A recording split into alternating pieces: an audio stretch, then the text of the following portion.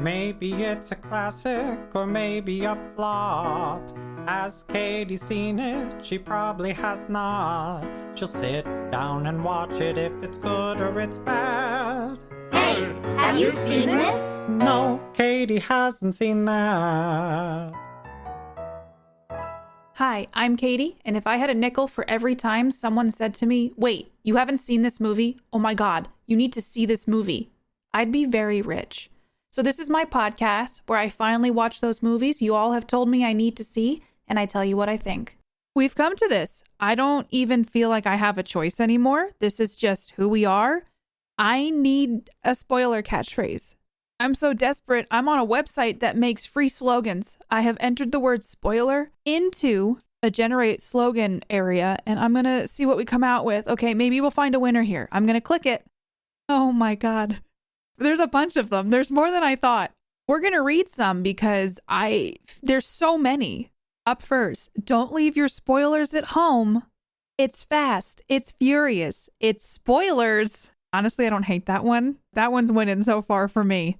Spoilers for when it's quitting time. Look, Ma, no spoilers. No, that's not even true. Spoilers for a brighter shine. Oh my gosh, why is this the hardest thing I've ever done in my entire life? Come up with a spoiler catchphrase. Snap, crackle, spoilers. Are they just ripping off major catchphrases at this point? Spoilers. Have another serving. It's the spoilers you can see. I'm only here for the spoilers. A glass and a half in every spoiler. Spoilers for your health. That one just seems sketchy as heck. There are pages and pages of these. Like, how about this one? You'll wonder where the yellow went when you brush your teeth with spoilers. But I think today we're going to go with sometimes you feel like a spoiler and sometimes you don't. So just be aware there will be spoilers about movies and TV shows and all sorts of stuff in this podcast. So let's dive in. We're watching American Psycho today. That's right, that feel-good comedy that I'm sure this is going to be. American Psycho has been on my list for a very long time. I like Christian Bale, but also this movie seems like people reference it a lot, yet I know not very much about it besides I think that Christian Bale is like a businessman, but he also kills people. That's what I think it's about. I'm pretty sure it's about because like my brain goes to it's that kind of guy on Wall Street that we all have seen made into a caricature on TV and movies. Just the cocaine, high riding, sell, buy, sell. And then I guess at night, this guy just happens to kill people, which honestly, that personality type doesn't seem too far off when you really think about how it's portrayed in the media. So this movie is a horror thriller. It's an hour and 44 minutes. So up top, if you could give me a high five, I'd appreciate it. Coming in under that sweet 2-hour mark, so I'm really excited about this. I just saw that Willem Dafoe is in this. Okay, I love that man. I really enjoy almost everything he's done, so I'm super excited to watch this one. I have my hopes. My hopes are high. This movie came out in 2000, in the first aught. Still don't agree that we're calling him the aughts, but it's the first aught. And I guess this is kind of that sweet spot for movies for me. Way too young when this first came out. I was not allowed to watch this R-rated movie, but I'm kind of excited. I thought it was an earlier movie than this, but 2000 horror thriller with Christian Bale and Willem Dafoe. Could anything go wrong? Maybe, but I'm really excited to watch this one. I've told you what I think it's about, so let's see if it's actually about that. One of the first questions that showed up was American Psycho a flop on Google? So now I'm really curious what the box office information is. Apparently, the budget for this movie was estimated at $7 million.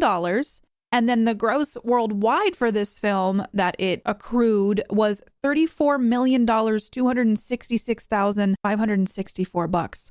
That's not very much when you think about how movies do these days. Like, I feel like if they're not making DC or Marvel numbers, people are like, it was a flop. I don't know, it turned a profit. So that's at least saying that people saw it.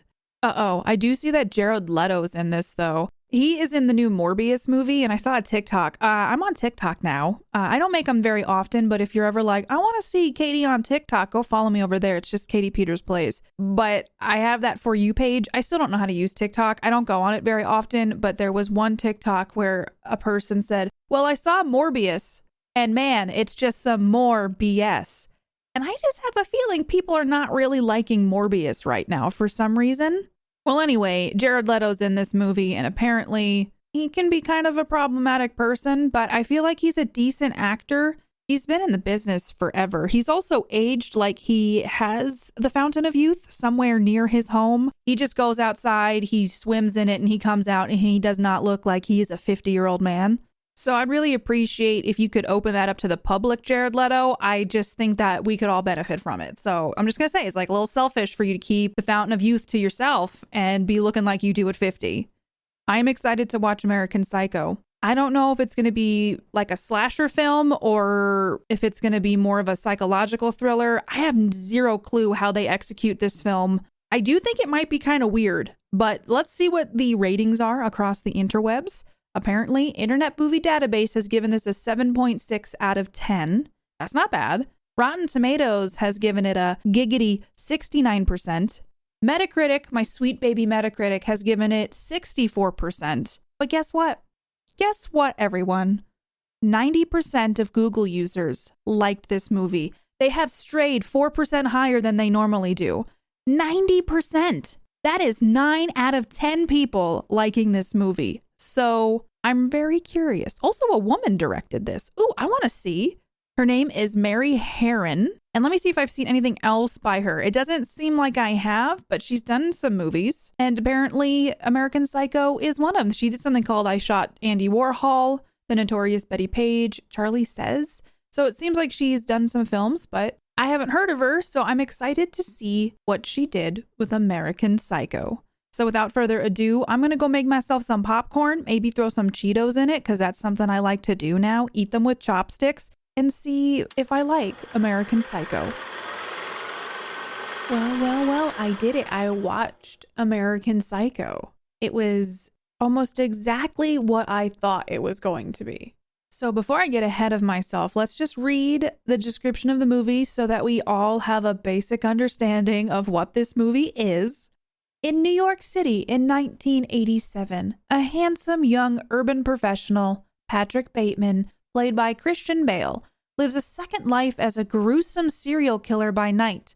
The cast is filled by the detective, Willem Dafoe, the fiancé, Reese Witherspoon, the mistress, Samantha Mathis, the co-worker, Jared Leto, and the secretary, Chloe Sevigny. I can never say her name. This is a biting, wry comedy examining the elements that make a man a monster. So as I start up this movie, I remembered, oh, this is based on a book. It is written by author Bret Easton Ellis. I've never read it. It's listed, though, as a postmodern novel, satire, black comedy, and horror. I'm almost curious to listen to this now. I don't read books as much as I used to. I used to love reading books. When I was a kid, I was that one who was like, oh my God, I'm going to go read all day in my room. I'm going to come down for snacks and water, but I will literally be on my bed reading the entire day. What happened to her? I think she got a job and really busy and then too many demands put on her life and now she can't read in bed anymore. Or rather, I'm too mentally drained that reading words on a page is just too much, so I listen to them in my ears instead. So maybe I should rent this from the library and listen to American Psycho. Though I say that, and I'm trying to be honest with myself. Am I really going to be able to do that soon? Probably not, but I think it might be on my wish list. I think I'll throw it on my wish list. I know there's the big thing of the book is better than the movie a lot of the time. I find that I don't mind watching the movie first and then reading the book. At least now. I don't think I can be too picky now. I just feel like whenever I get to it, I get to it. So I'm really curious how the book compares to the movie. And also that someone read this and was like, let's make that into a movie. And I'm trying to decide, I think slasher is the right way to put this movie. It does have some comedy bits in it, which I really enjoyed. Like there's this thing that the main character, Patrick Bateman, tries to thread through where he's saying, I'm going to go return some VHS tapes. And he just keeps saying that so that he has the same excuse every time. So if anybody questions it, they're like, oh yeah, he was just returning some VHS tapes. There's just some really dry comedy in this that I really appreciated. I thought they did a really nice job with the dialogue in this movie. But also Christian Bale is a creep in this movie. Holy shit. He is like the worst kind of person, the worst kind of man Oh my God. Literally, they did this like slow build throughout the whole movie where you're like, wow, he's becoming more unhinged, but also he just got worse and worse and worse, and he had less and less redeeming qualities. And I was just like, oh shit, I hate him. I hated Patrick Bateman, which I think is kind of the point. But then at the end, because at the end there's this big reveal where it's like, was it all in his head? And yes, it seemingly is and was all in his head. All of the murders he did, all of the crazy stuff that happened, which I'll dive into a little bit more later on. But it's like at that moment, are you supposed to feel sympathy for this character that did some awful shit, you know? And you're just like, I don't think so. I was like, oh, he's a little crazy, but I think that's the point. He's just crazy. And I think they did a really nice job portraying that. And I thought Christian Bale did an excellent job. And it made me kind of go, oh, you know, because Christian Bale, I've heard, can be method actor a little bit. And I was like, I wonder what he was like on the set when they were filming this, because he seemed very intense. So this movie started off exactly like I thought it would. They were doing a dinner, some Wall Street boys doing some dinner and talking about some coke in the bathroom.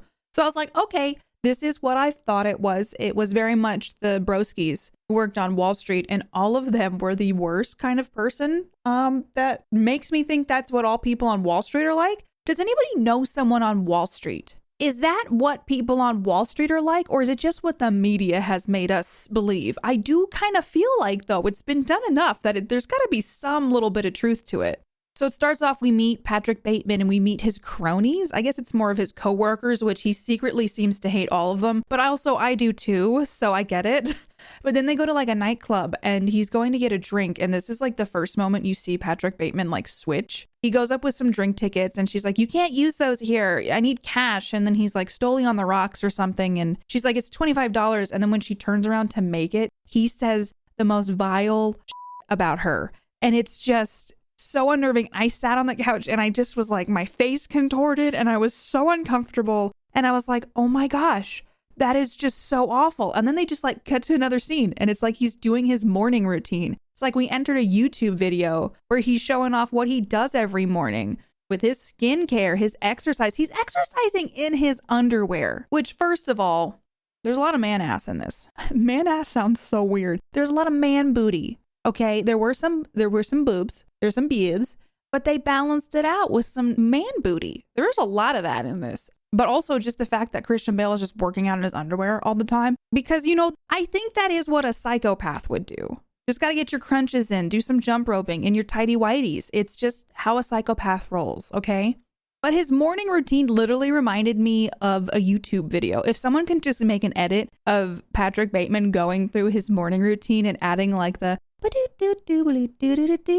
background music to it, I think you could easily upload that to YouTube, and I don't think anybody would notice that it was Patrick Bateman from American Psycho. It was just like, I put my mask on, I do my crunches, I do exactly this and exactly that. And it was just odd because this movie's from the year 2000. I feel like, wow, there's just so much content on YouTube now that is exactly this. And I'm like, is this the origin? Is this the origin of self-care videos? It all started with American Psycho and the Patrick Bateman routine.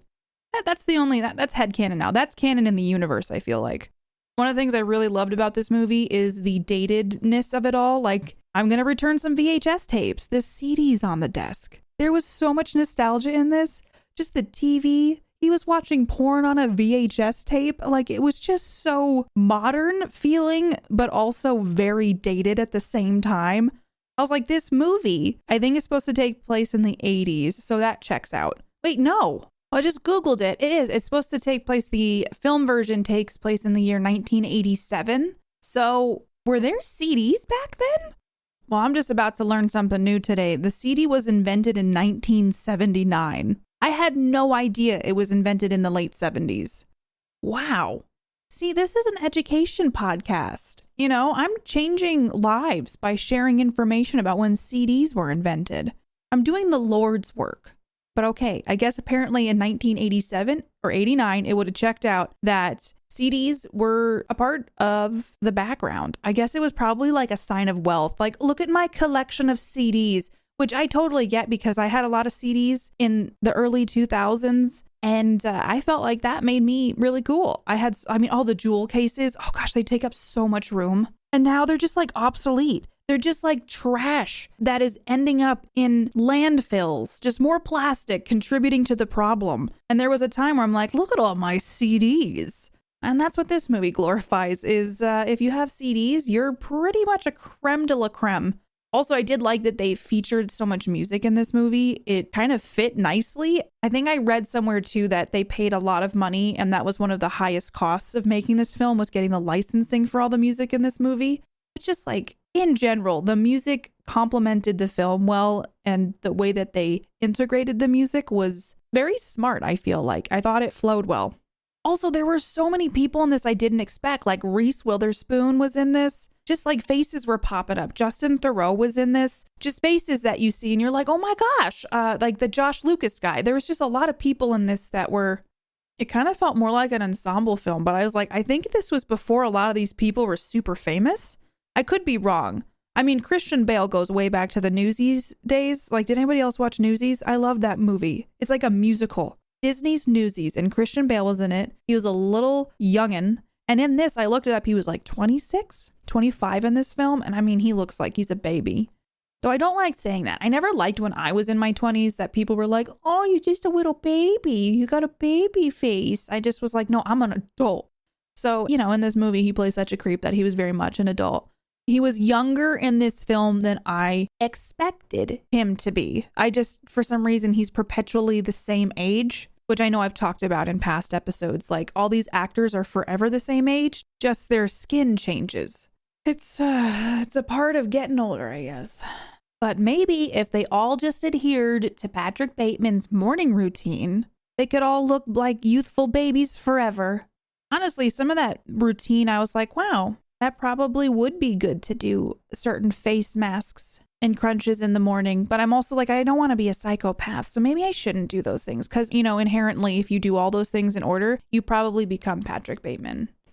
I don't know if there's any science to that, but I'm just going to not chance it. I don't want to risk it. I don't want to take that chance. So he's a creep to his secretary, who's Chloe Seven.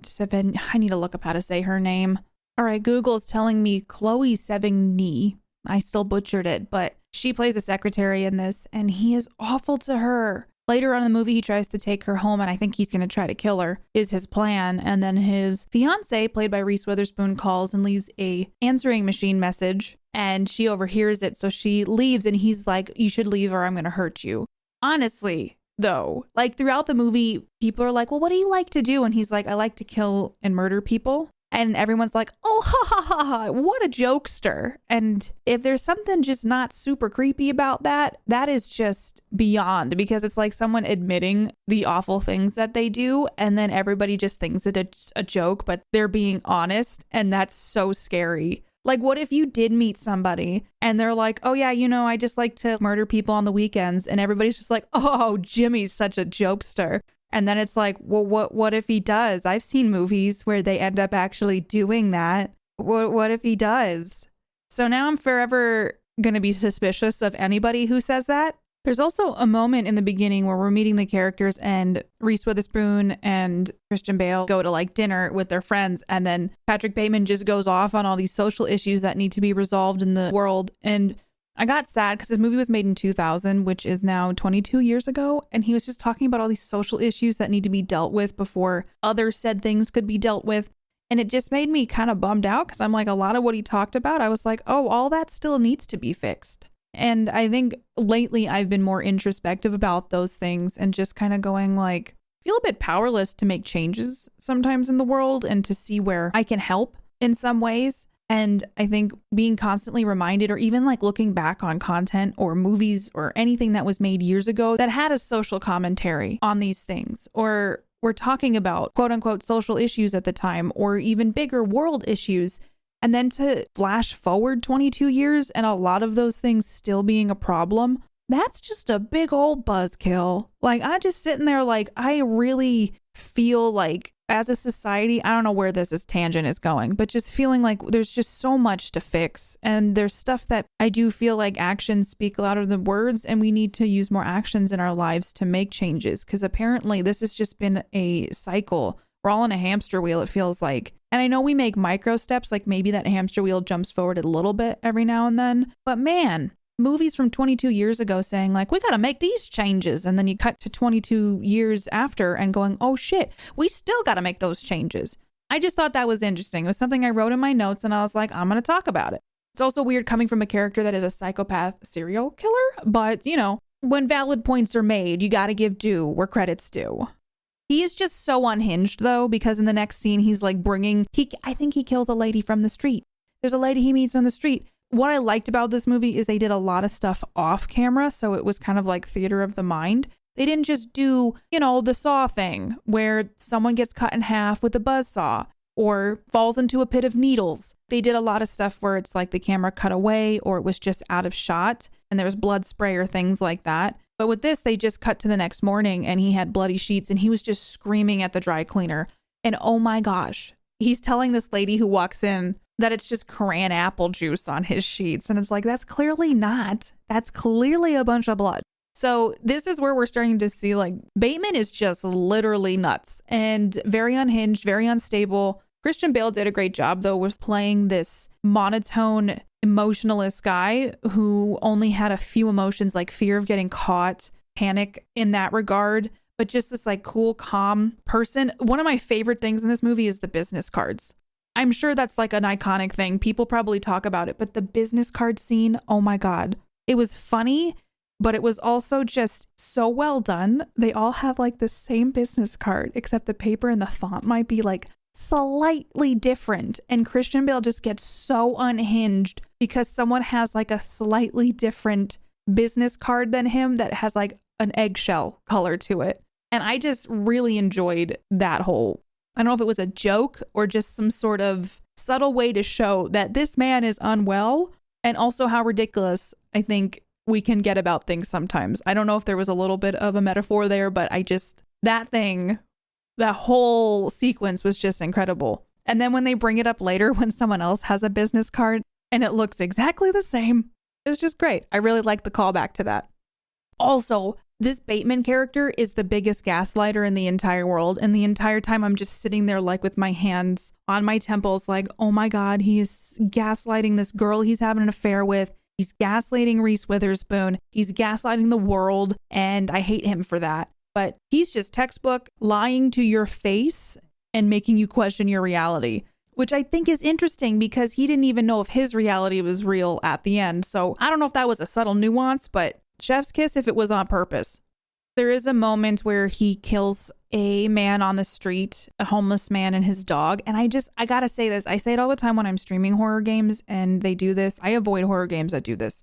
I don't like when they kill animals or dogs specifically in films. I know he's going on a murder spree. He's killing a ton of people, but like the minute he harmed that dog, I kind of shut down a little bit. And so I just have to like compartmentalize those things and just move on with the movie because they can skew the whole movie for me. But yeah, I literally can't do that. And I don't like when movies do that. And this movie did that. And I wasn't a fan. Didn't think it was necessary. I mean, I know it goes to show how awful of a person he is and that you just kind of grow to hate him. But I don't want to see that. Like my little heart can't handle those things. So I didn't love that. Didn't appreciate that very much. So essentially everything kind of kicks into high gear. He just starts killing the people he knows and the people he just dislikes. One of those people played by Jared Leto, who I literally didn't recognize until I was like, oh, that's Jared Leto. He plays a character called Paul Allen, who he gets like drunk at a Mexican restaurant and then brings him home and he has like a raincoat and he's put like laid out newspaper on the floor. And then he goes ahead and he kills Paul Allen. And then he tries to set up this elaborate thing where people hopefully will not pin it on him. Record something at Paul Allen's apartment. That's the other thing. He's like touching everything. He's getting his fingerprints on the answering machine because he went over to Paul Allen's apartment to pack him a bag to make it seem like he went away to London for a bit. And he's literally touching things. Everywhere he's touching things. So this is where I'm like, well, maybe it's because it's in the 80s and police work wasn't as good back then. That's not even a good excuse. I just was starting to notice like he's kind of sloppy, but he tries to be like super cool, calm, and collected about everything. I just noticed that. I was like, I don't know. There's just something kind of off about some things. And that's when I started to notice he's just not being smart. The movie from this point on just starts to like get weirder and weirder. Like he picks up a hooker and calls an escort, and then he brings them to his house and he's explaining to them Phil Collins's music while filming them doing the sex. Okay. And then they have sex, like all three of them. And he's just like looking at himself in the mirror. And I was so uncomfortable. I just like that whole sequence. I was just sitting there like, oh my God, like actually saying that over and over, because it was just, he just kept looking at himself in the mirror and his muscles. And I can't. It was weird and it made me uncomfortable. And it was definitely something a psychopath would do. But this is also where I noticed throughout the movie, I think he only kills blondes. I don't know if I'm wrong about that, but I'm pretty sure that he's got a thing for blondes that need to be murdered, apparently. This is another thing that happened off camera. Is there's this point where they do their sex thing and then they're sleeping and he wakes up and he starts going through a drawer of like weapons. Not weapons. They're like X-Acto knives and hangers and stuff. And one of the girls is like, oh, can we leave or whatever? And he's like, we're not done yet. And then they cut to a scene where they're leaving. And I mean, it took me a minute to notice, but I'm like, she looks beat up. She looks like she's been like beaten. Some shit's gone down. And that is what happened. Like he tortured them or something. It's like all happens off camera. So you kind of have to piece together like, oh my God, he hurt them, which is this movie. It didn't overly explain things. Sometimes I feel like movies nowadays are like showing flashbacks to things that happened 15 minutes ago. And I'm like, I'm right here. I was watching. Please stop. And I really appreciated that this movie kind of left a little bit out there for people to think about and figure out. Because later on, he goes to pick up one of the same hookers. And she's like, I don't think this is a good idea. I had to go to the emergency room last time and they almost had to do surgery on me. And I was like, oh my gosh, this guy. We also meet the detective throughout this film as he's looking into the disappearance of Paul Allen, the detective played by Willem Dafoe. And the thing that I noticed is the character of Patrick Bateman only had like one emotion. And I feel like it's panic.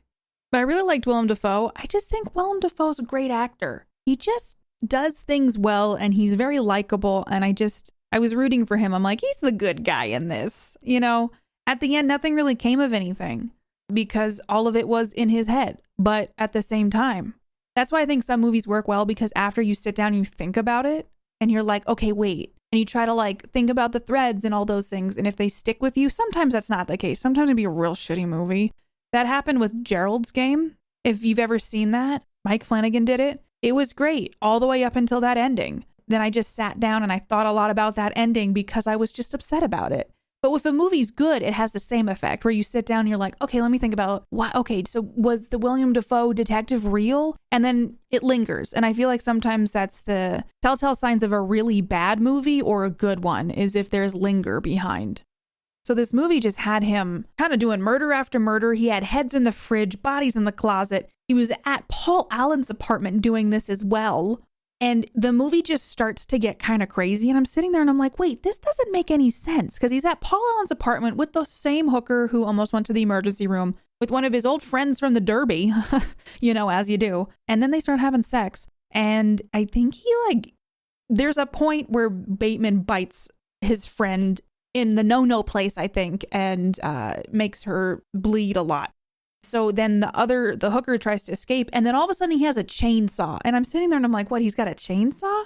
And then she's running around this apartment and she's coming across bodies hanging and things in the bathroom and just all this stuff. And I was like, no one smelled this or saw a body until this moment?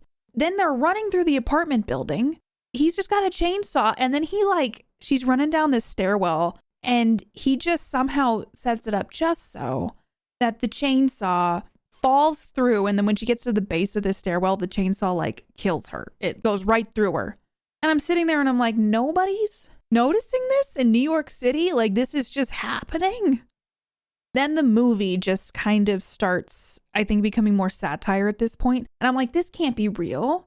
And he's like, oh, I have to go deliver some videotapes, and he's just like doing normal life things, but then he goes and he gets money and he almost puts a cat inside an ATM, and then the lady comes up and said, what are you doing? And then he has a gun and then he shoots the lady. Then he's in a firefight with the cops, and then there's an explosion like in an action movie. And I wrote in my notes, is this a dream?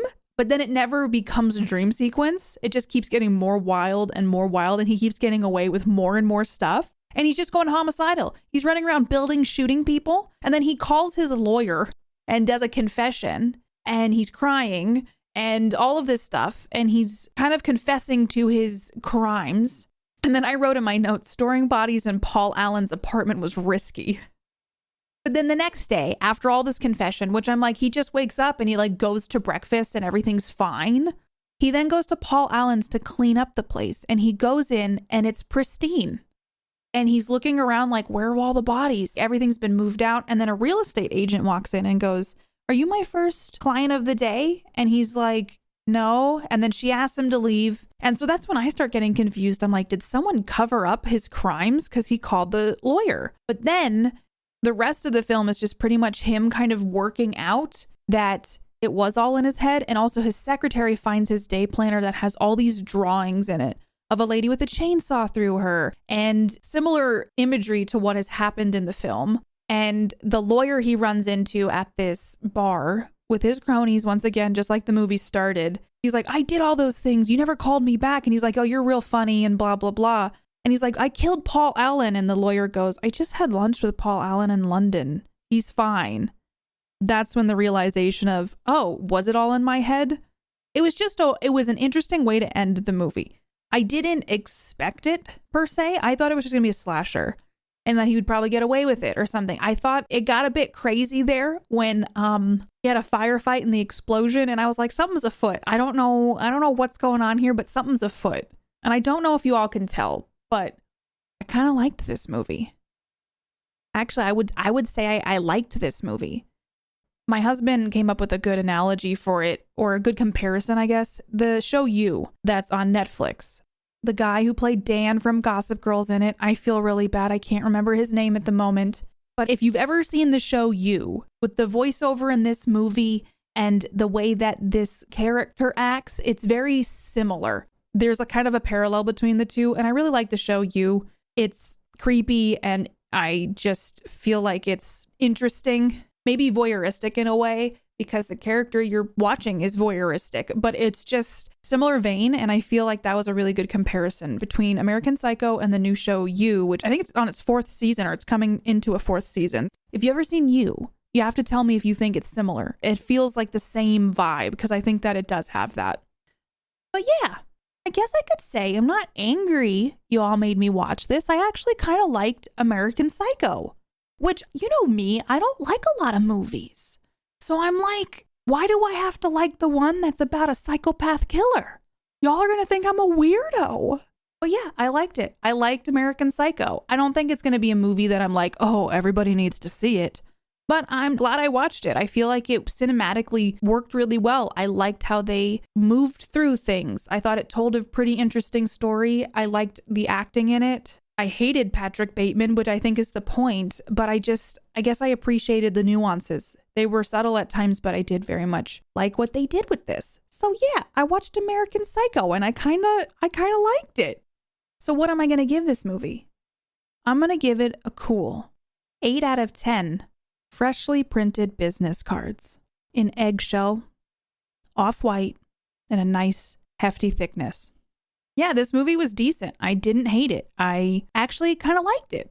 So let me know. Did you like American Psycho? Do you hate this film? Do you love it? Tell me what you thought about it. I want to know, is the book worth reading? Do you think it's like the show You? You know me, come talk to me in my stream about this. Drop a comment on my YouTube or on the podcast, whatever. I want to know. I want to know what you're thinking about it. So I really appreciate your thoughts. I want to know if this is a movie that you are surprised that I liked. Very curious about that. Before I get too ahead of myself, I'm excited to check out some of the trivia because I really like looking at trivia for films and I want to see what some of the fun facts about this film are.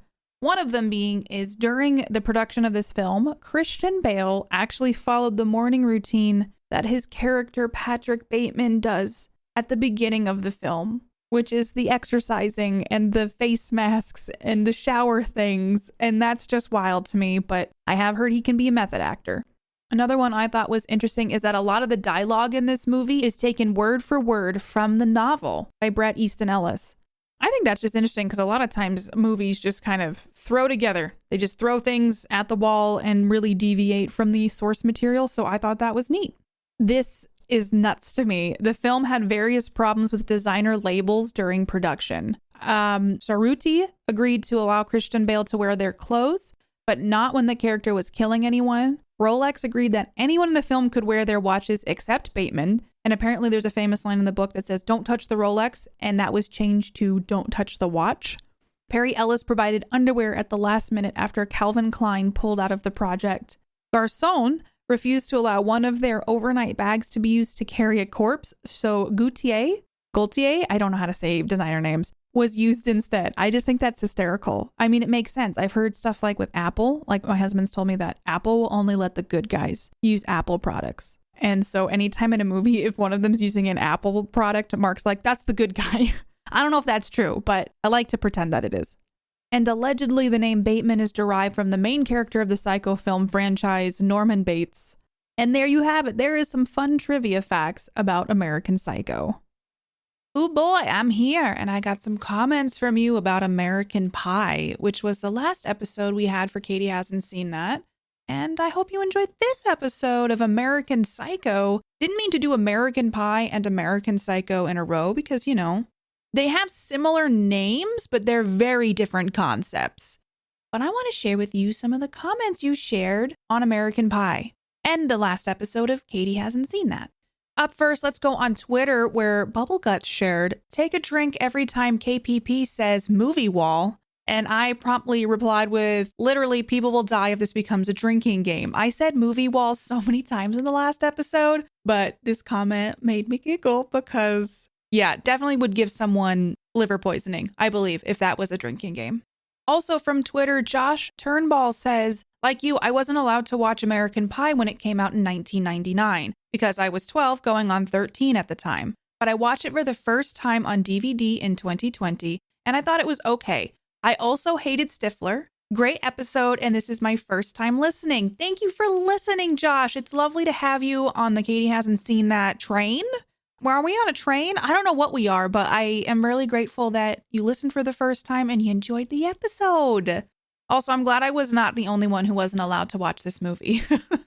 From Discord, Menagerie shared, "I liked your perspective of American Pie being filmed like a Disney movie. I never thought about it that way, mainly because of the content. Also Disney head. I also love your description of the cozy couch in the basement. It made me think of going to Blockbuster and getting a movie that the whole family would watch together. This would definitely not be one of those movies for that, though. This movie was not made for me when I saw it, and it was probably a terrible influence on a growing boy. I was probably 13, 14. I'm ashamed to say I thought those guys were cool when I first saw it. Luckily, I learned how to be a good man later on and didn't turn out to be like Stifler. Last thing, why was there a monkey? I agree. Why was there a monkey? I think it was just that weird time in movies and TV where they're like, get a tiny monkey and let's put it in the film. Najri, thank you for sharing your thoughts. I loved hearing about it. I mean, honestly, when you're a young, growing person and you see a movie, it's easy to be like, oh, I gotta be like that. That's what's cool. That's what's in. So don't beat yourself up too hard. And I bet you're a wonderful person. And thank you so much for sharing your thoughts on American Pie. Now on to YouTube, we have a partial comment from Gothic Mess who shared, "Oh no, not a Costco pie. I know, I feel the same way. The trivia is so great and the explanation of Disney head at the beginning was hysterical. I'm now even more excited to see what your hand-picked movies are for season 2. Keep being awesome. These are such a delight." I'm so happy you're enjoying them, Gothic. I hope you've enjoyed American Psycho as well. And I'm honestly very excited to see what you all think of this movie. Y'all keep bringing in some really cool thoughts and discussions on Katie Hasn't Seen That. Reminder, tweet at me on Twitter. We have a Discord channel that you can chat about Katie Hasn't Seen That as well as on the YouTube videos. I really love hearing everybody's thoughts about things and their experience with the movies that I watch because we all see movies at different times, different places, in different seasons of life. And so getting to read what everybody felt and thought about things is actually a very eye-opening and cool thing for me. So I really appreciate all the comments. I am super stoked every time I post an episode because I'm like, I can't wait to see what everybody thinks. So thank you all for sharing your thoughts, and I will talk to you in the next episode. If you want to hang out with me more, or if you just want to yell at me for my thoughts on a specific movie, I stream over on Twitch at www.twitch.tv/KatiePetersPlays. If you'd like to support the podcast and buy me a coffee to fuel my reviews, you can over on Ko-fi at www.ko-fi.com/KatiePetersPlays. You can join my Discord to discuss the movies I review with other Katie Hasn't Seen That fans by visiting discordapp.com/invite/KatiePetersPlays. If you enjoy Katie Hasn't Seen That, please leave a 5-star rating and review wherever you listen to your podcasts. It helps others find the show. Also, feel free to follow and chat with me on Twitter at PlayKatiePlay and on Instagram and YouTube at KatiePetersPlays. Music written and performed by Mark Can Do It. Katie Hasn't Seen That is a part of the Geek Generation Network.